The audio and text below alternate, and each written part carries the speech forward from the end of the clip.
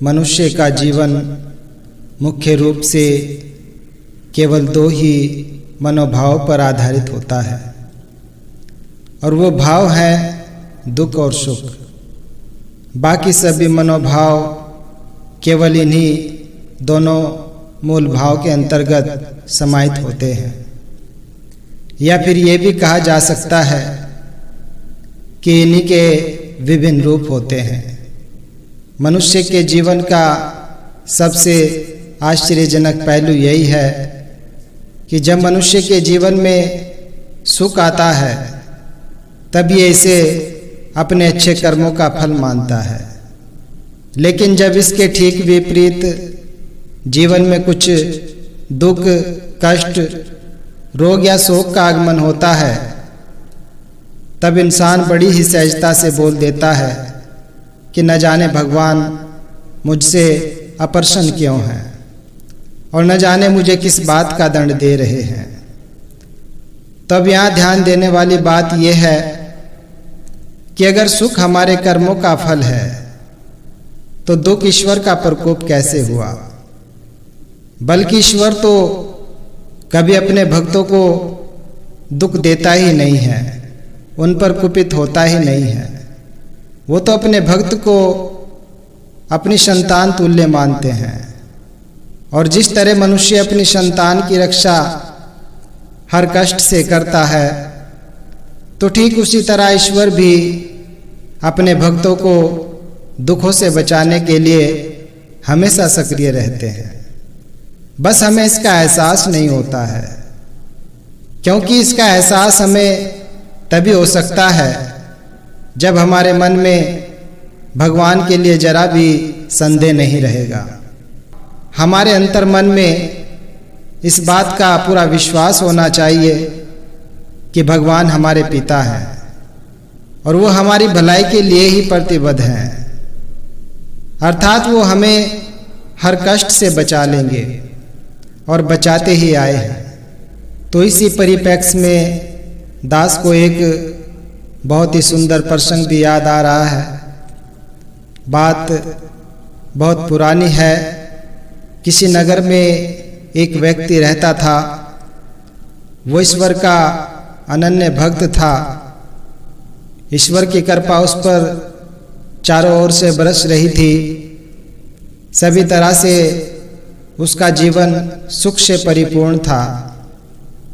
लेकिन वो कहते हैं कि समय का पहिया सदा एक समान नहीं चलता है, अर्थात उस भक्त के जीवन में भी दुख और कष्ट का आगमन हुआ तो कष्टों में डूबते उतरते उसके मन में भी ईश्वर के लिए अविश्वास यानी संदेह उत्पन्न हो गया, और वो भी ईश्वर के प्रति अनर्गल प्रलाप करने लगा। फिर कई दिनों तक लगातार यही क्रम चलता रहा। अंततः एक दिन ईश्वर उसके सपने में आए और बोले कि हे वत्स, तुम दुखी क्यों हो?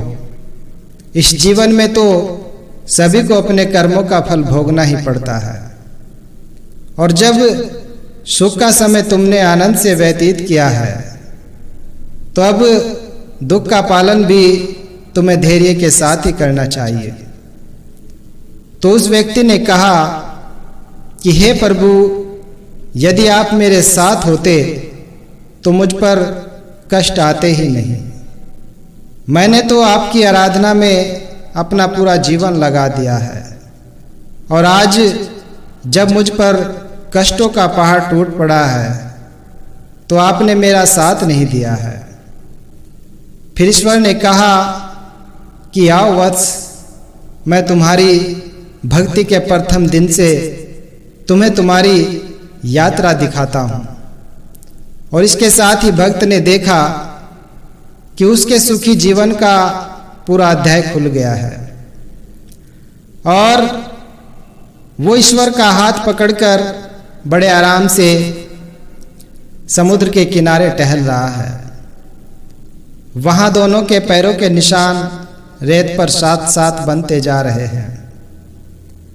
फिर इसके बाद उसके जीवन के दुखमय अध्याय का आरंभ हुआ और ये देखकर वह भक्त हैरान रह गया, क्योंकि अब रेत पर केवल 2 पद चिन्ह ही बन रहे थे। तो इतना देखते ही वो भक्त आवेश में आ गया और भगवान से चिल्लाते हुए कहने लगा कि देखा प्रभु, यहाँ पर आपने मेरा साथ छोड़ दिया है। तो भगवान उसकी बात पर हंसते हुए बोले कि हे वत्स, तुम जरा इन पद चिन्हों को ध्यानपूर्वक देखो, क्योंकि जिन पद चिन्हों को तुम अपने पद चिन्ह समझ रहे हो वह तो वास्तव में मेरे ही पद चिन्ह हैं। अर्थात जिस दिन से तुम पर कष्ट आया है उस दिन से मैं तुम्हें अपनी गोद में उठाकर चल रहा हूं, क्योंकि जीवन में आने वाले कष्ट मनुष्य के लिए अपने कर्मों का ही फल होते हैं और हर एक को अपना कर्मफल स्वयं ही भुगतना पड़ता है। अर्थात मैं तुम्हारे कर्मफल को बांट नहीं सकता, लेकिन मैं फिर भी तुम्हारे कष्टों को यथासंभव कम करने के लिए अपनी तरफ से संपूर्ण प्रयास कर रहा हूं। ईश्वर की बातें सुनकर और समझकर उस व्यक्ति को अपनी भूल का आभास हो गया और उसकी आंखों में आंसू बह निकले। अब वो समझ गया कि ईश्वर के लिए अपने भक्त को कष्ट में देखना उतना ही पीड़ादायक है जिस तरह हम मनुष्य अपनी संतान को कष्ट में देखकर दुखी होते हैं। हम चाहकर भी अपनी संतान की पीड़ा को अपने ऊपर नहीं ले सकते हैं, लेकिन हम उसके कष्टों को बांटने की भरपूर कोशिश करते हैं। तो ठीक इसी तरह ईश्वर भी हमारे कष्टों को कम करने के लिए हर संभव प्रयास करते हैं।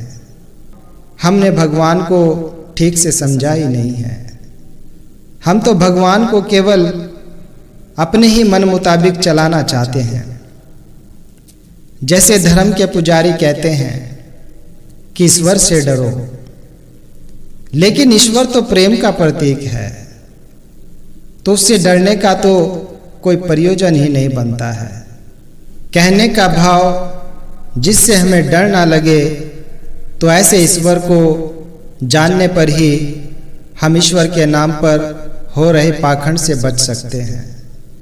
हमारे महान वैज्ञानिक अल्बर्ट आइंस्टाइन भी ईश्वर के बारे में कहते हैं कि भगवान तो एक्सपेंडिंग यूनिवर्स है, अर्थात फैलता हुआ विश्व ही ईश्वर है।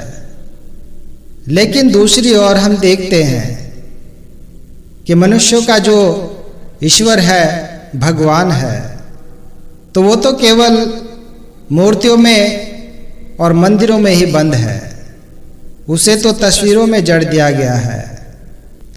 कहने का तात्पर्य पुजारी और तथाकथित भक्त भगवान को खिलाते हैं, उनका श्रृंगार करते हैं, उन्हें सुलाते हैं, उन्हें पंखा झलते हैं, भगवान का विवाह करते हैं और उनका जन्म उत्सव भी मनाते हैं।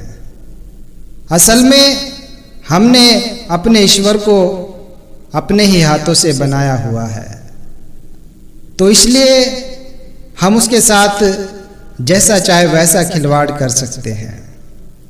वो हमारे स्वार्थों को सहारा देता है, वो हमारे लोभ और द्वेष का पोषण करता है।